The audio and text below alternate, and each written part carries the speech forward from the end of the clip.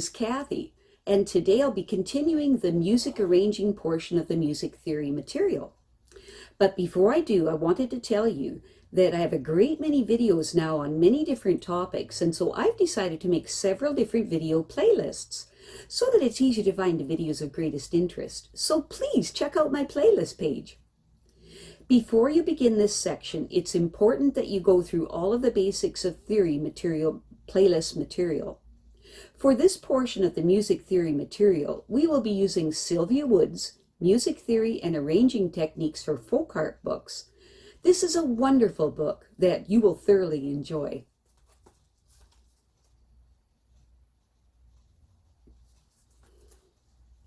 Today we will continue with Chapter 8 of your book titled Major Keys.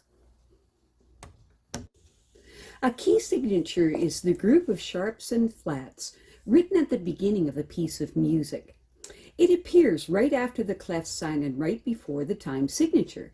This key signature tells you what notes will be sharp or flat throughout the entire piece. This also tells you what key the piece is in.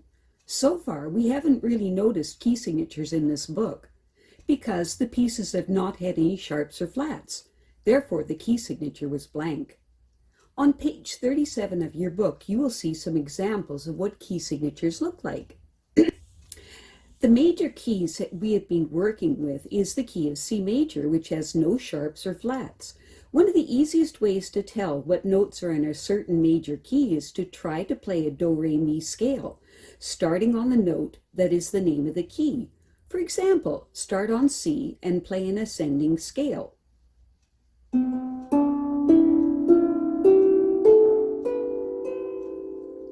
Hear it? If your harp is tuned with no sharps or flats, it should sound like a regular do-re-mi scale. This tells you that you are tuned to the key of C major, and that the key of C major has no sharps or flats. Now, try the same thing starting on a G. As you play the ascending scale, you will notice that it sounds fine until you get to the F note, which doesn't sound right. This is because the scale of G has an F sharp in it.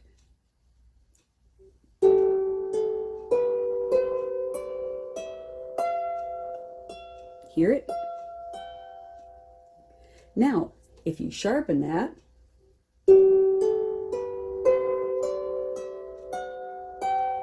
it sounds right. Let's try the same thing starting on a D. When we lay this ascending scale, we discover that in order to get the proper do-re-mi sound, we have to sharp both the F and the C, so the key of D has two sharps, an F sharp and a C sharp. I'll play it without anything. Here, doesn't sound right. Doesn't sound right. So we sharp the F and we sharp the C.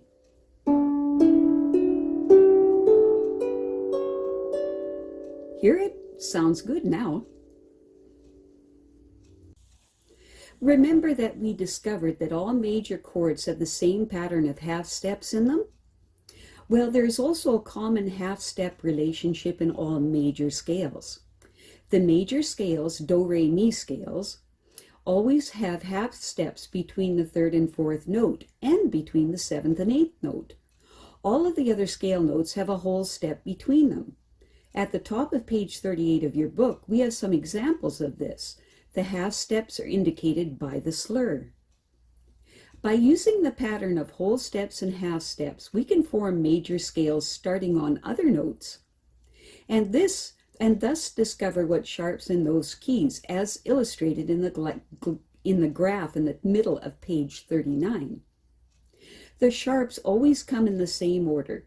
The first is always F sharp, the second is always C sharp, the next is G sharp, and so forth.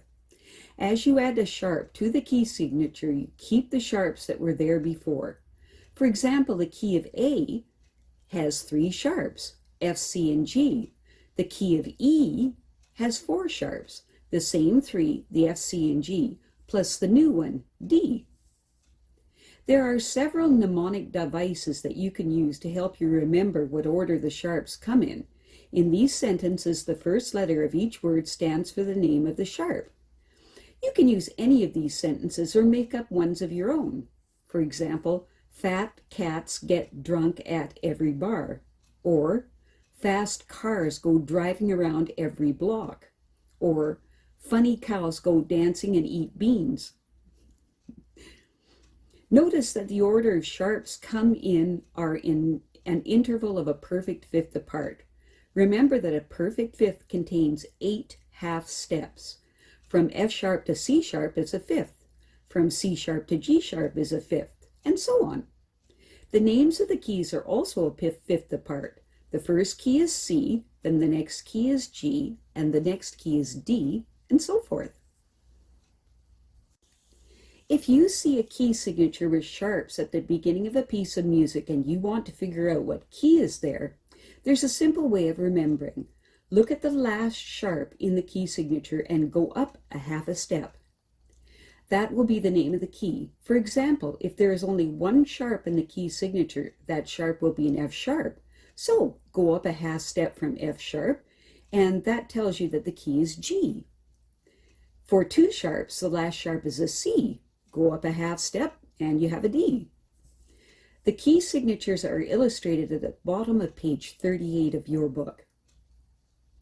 If you have your folk harp tuned to C, the flat keys are a bit harder to hear since you don't have them on your harp. However, if you tune your harp to E flat major, then you do have access to the flats. You can figure the flats out in the same way, making a do-re-mi scale following our same series of whole and half steps. If you play an ascending scale starting on F, the B sounds funny. That's because it needs to be a B flat. The key of F has 1 flat, a B. And I'll just play that for you. Here? That B definitely sounds off, so you make it a flat. Now play it again.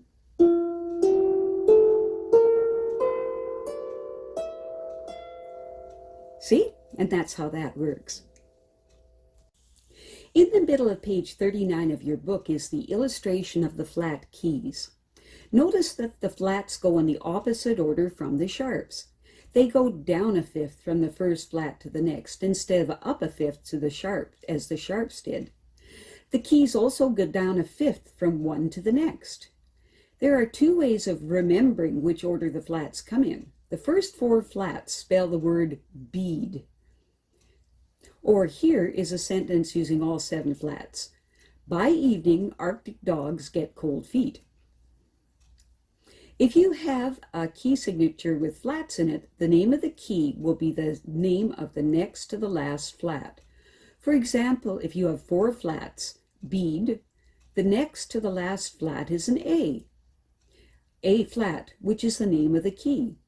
You will just have to remember that the first flat is the key of F, because since there is only 1 flat, there can't be a next to the last flat. Examples of the flat key signatures are at the bottom of 39 of your book. At the top of page 40, we have an exercise.